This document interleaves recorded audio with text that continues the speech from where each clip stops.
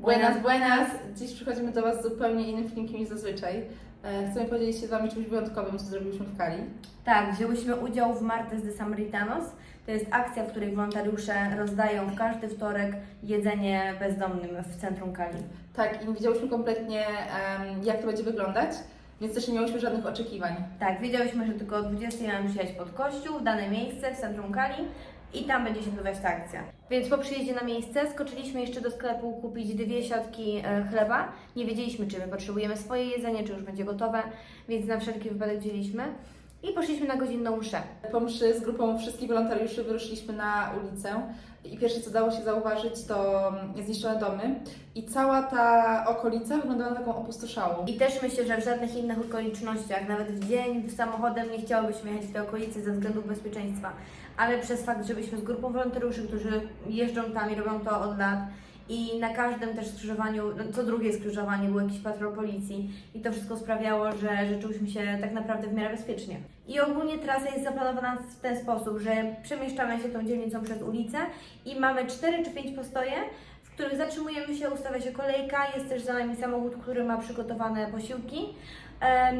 I najpierw jeden z wolontariuszy jeszcze modli się razem z całą grupą tych bezdomnych i następnie już w całej kolejce podajemy posiłki i picie. I też już wtedy wiedziałyśmy, że ogólnie mamy się starać robić w ten sposób, że dla jednej osoby ma być przydzielony jeden posiłek, a wiele z tych osób próbowało przyjść po 2-3 razy i uzyskać więcej tego jedzenia.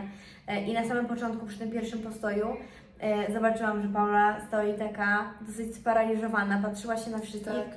no bo ten widok był taki no, nietypowy na pewno dla nas.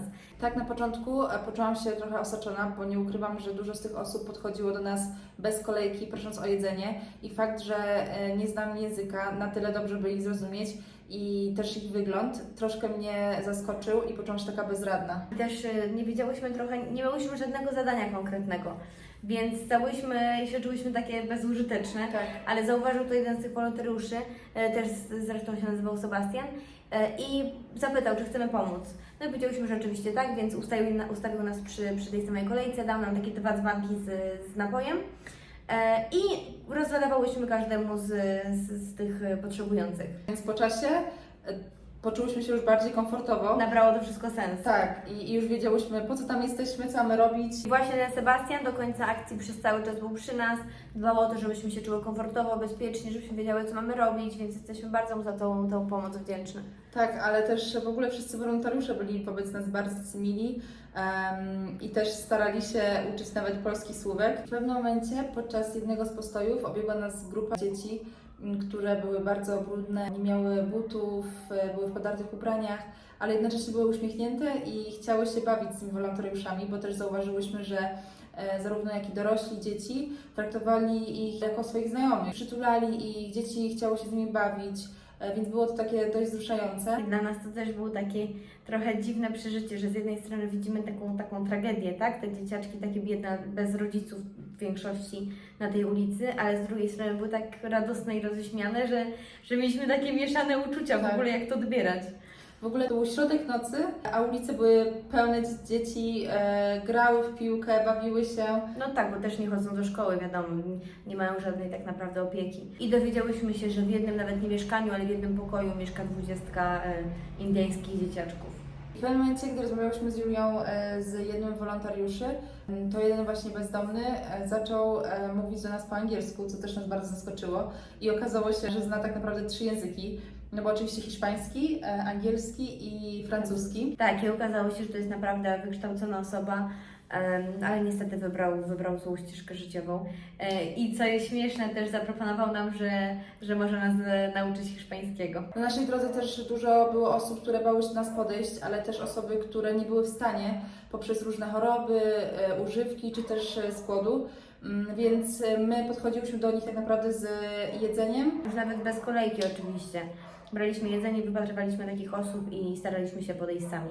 I tak jak wspominałyśmy na początku, na każdym postoju przed podaniem jedzenia była wspólna modlitwa I zdarzyło się raz, że jeden z tych potrzebujących był tak bardzo głodny, że parę razy podczas tej modlitwy próbował ją przerwać, mówiąc: dziękujemy Ci Pani Boże za to jedzenie. Tak, chciał zagłuszyć tego wolontariusza. Mówił: tak, dziękujemy Ci za jedzenie, dziękujemy za wszystko, bardzo Cię kochamy i poproszę już to jedzenie, bo już nie mogę. Już wystarczy, już wystarczy. Jak już skończyło nam się jedzenie i wracaliśmy z powrotem, Pauli już nie była, bo była trochę z przodu, więc nie widziała tej sytuacji.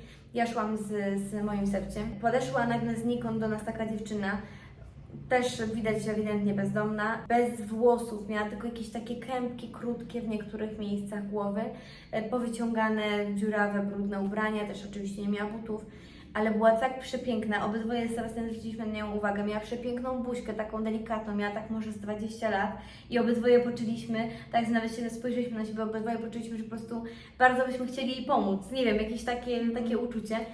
I zapytała się tylko, czy mamy jedzenie. No i powiedzieliśmy, że już niestety się skończyło. I tylko tak spojrzała i zrobiła taką smutną minę, ale nawet nic więcej nie mówiła i odeszła na bok.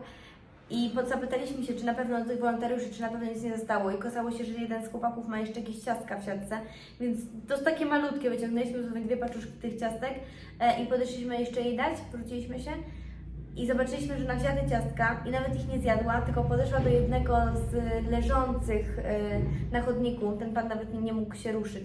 Podeszła i dała mu te 2 paczki tych ciastek. Nawet sama nie zjadła, mimo że nic nie dostała i ewidentnie była wychudzona. Więc spojrzeliśmy to, zatrzymaliśmy się i próbowaliśmy jeszcze coś wykombinować, żeby dać jej cokolwiek, bo już nie mieliśmy dosłownie nic. I jeden z tych chłopaków miał jeszcze kilka tych paczek tych ciastek, więc wzięliśmy. I też jak podeszliśmy, chcieliśmy już dać po prostu prosto do niej, bo ona wszystko oddała temu panu. To jak wzięła to do ręki, to tak samo chciałam oddać. Mówiliśmy: nie, że to dla Ciebie, no powiedziała: tak, a dla niego, powiedzieliśmy też, mamy dla niego, więc daliśmy i dla niego, i dla niej i takich zostawiliśmy. No niestety nie mieliśmy już nic więcej, żeby im pomóc. Może za tydzień we wtorek uda się ją spotkać jeszcze raz, ale nie wiem, dla nas to było, dla mnie i dla Sebastiana jakieś bardzo wyjątkowo poruszające, bo nie wiem, jakieś takie uczucie mieliśmy, żeby szczególnie jej pomóc. Mówimy Wam o tym wszystkim, by uświadomić Was, że nie wszystko jest kolorowe jak w naszych poprzednich filmikach, ale też, że są te gorsze strony i jesteśmy pewne, że nie była to jednorazowa przygoda i będziemy chciały wracać, by pomóc jak największej ilości osób. Tak, i też zachęcamy wszystkich, którzy mieszkają w Kolumbii bądź mają w planach ją odwiedzić, do wzięcia udziału w takiej akcji, bo jest to naprawdę niesamowite doświadczenie i otwiera oczy na wiele aspektów życia. I też mam nadzieję, że rozumiecie, dlaczego te wstawki, które wrzucimy w filmie, nie są perfekcyjne, ale też nie chcieliśmy stawiać tych ludzi w niekomfortowej sytuacji i świecić im kamerą w twarz. I podzielcie się w komentarzach Waszymi wrażeniami i czy taka tematyka filmów w ogóle Was interesuje. I co? Trzymajcie się. Cześć!